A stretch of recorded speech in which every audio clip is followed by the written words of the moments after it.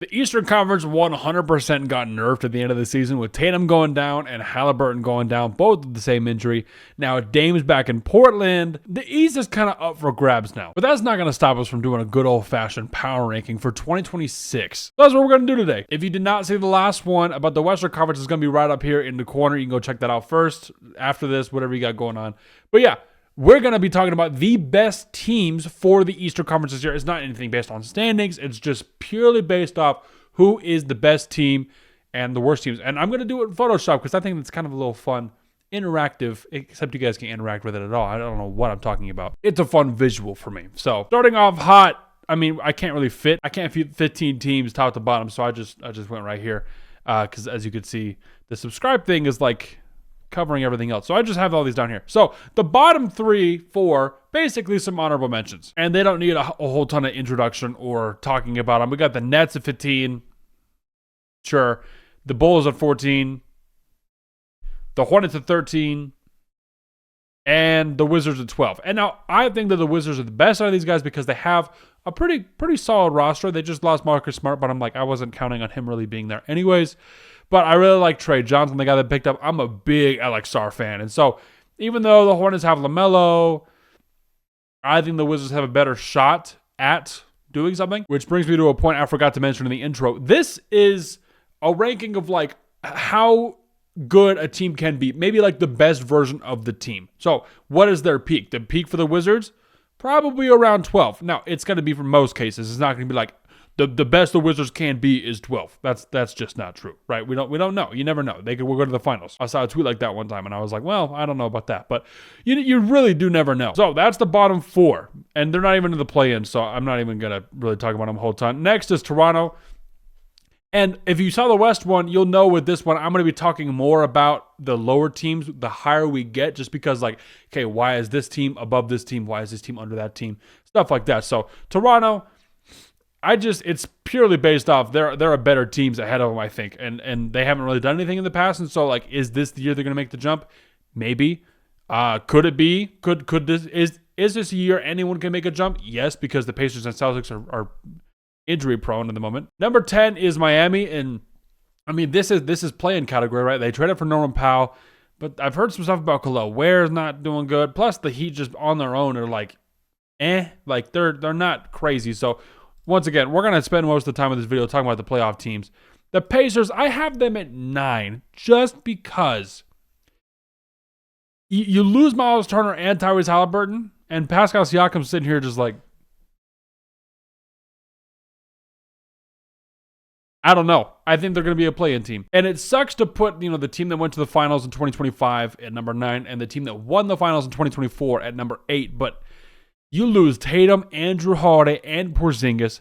Al Horford is maybe gone. We don't know where he's at yet. As of the recording of this video, which is probably the day that you're watching it, the day is getting posted, Al Horford is not gone anywhere. So I really don't know with the Celtics squad. Jaylen Brown's good. I mean, finals MVP, but like we all watched that and we're like, I guess we'll give it to Jaylen Brown because we're not going to give it to Tatum because that boy was trash, right? So it's very interesting to see where they're going to be at. Derek White, are they going to be? They have Anthony Simons, which is really interesting. Derek White, Peyton Pritchard. I'm just like, I don't know.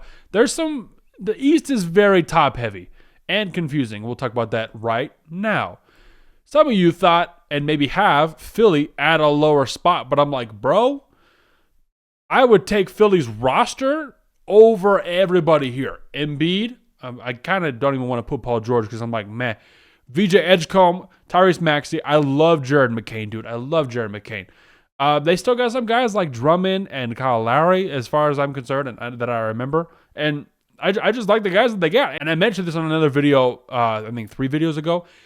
If Embiid is healthy this year, nobody in the East can stop him. Nobody in the East can stop him. There's not, like, Mobley is like the only dude who can match up with them. So if they end up on opposite sides of the bracket and someone like, if the Cavs lose or something to the Knicks, Embiid's going to the finals, bro. Like, this could be a crazy year where Embiid goes to the conference finals. So just be aware. The Timberwolves were the 6th seed this year and then went to the conference finals for the back-to-back years. So the weak side of the bracket is like an absolutely real thing. And I think you guys all know that. So yeah, we're going to move on to number 6 though. Milwaukee. As long as you have Giannis on your team, there's no reason I shouldn't be having you as a locked-in playoff spot. That's just what he does to a franchise. Number 5 is Detroit. Sorry, we're kind of freaking cooking here. We're moving quick, but there's not really a whole ton of like substance to this Eastern Conference, which is crazy. So yeah, Detroit at number 5. I like the young squad that they have. I love Cade. He's going to take another jump. I think that they're going to get Jaden Ivey back. I haven't been keeping tags if he's healthy or not, but hopefully they have him. I really like him. I like Duran. I like a lot of the guys they have there. So they picked up Karis LeVert. We'll see how they do. They were a good playoff team last year. So number 4 is Atlanta. This is not surprising to anybody. This is where we're going to talk about other teams. Like I have the Hawks over Detroit because I'm not even probably. That's a rough one. I think I would take Cade over Trey, just straight up like on one-on-one, not one-on-one, but like player to player. I would take Cade over Trey. I think Cade is a way better player than Trey is. But the Hawks roster construction is like nuts. Like they've gone really, really deep this year. And the Hawks have already gone to conference finals with Trae Young before. So they get some good guys. They stole Porzingis from Boston. It's just kind of interesting to see how they play out. So I think they're easily the 4th best team in the Eastern Conference. And why they're at 4 is because I just have Paolo and Franz over Trey, and give me whoever else you want. I guess Jalen Johnson's like the next pick. It's superstar. It's that level. Paolo and Franz are both going to be all-stars. They're really, really good. They add Desmond Bane. They're a really good team, dude. They were also very, very good against the if you watch that first round series against the Celtics, they played really well. Like it wasn't like blowouts, right? So I think this is a year where they're going to make a jump. Are they going to go to the finals or anything? No, I don't think so. Some people have seen that where I'm like, that's your prediction? Like, whoa, holy crap. But yeah, I don't think they're going to go like that far, but they're going to be like, hey, we're here. Kind of like Minnesota past couple years with like, hey, we're here. And now they're going to the conference finals like regularly. And we know like Ant is really good. Like top 10, easy. Paolo is like right there. Like right there. So number 2, I guess I'll just show number 1 at the same time. Number 2, I had New York. Number 1, I had Cleveland just because I'm like, Cleveland, they got Lonzo Ball, who we'll see how that works out. You lose Ty Jerome, but you keep everyone back together. So I think it's going to be really interesting to see how this Cavs team works with trying to get, the 70 wins, because I thought they were totally on pace. A 15-0 start. They had another 15-game win streak later in the season, and they won 64 games. Now, the Knicks, I think, won like 52, something like that. So there's a big gap there. The Knicks got way better, 100% way better. But I think I still have the Cavs over the Knicks. And the Knicks, yeah, the Cavs and Knicks are like in tier 1.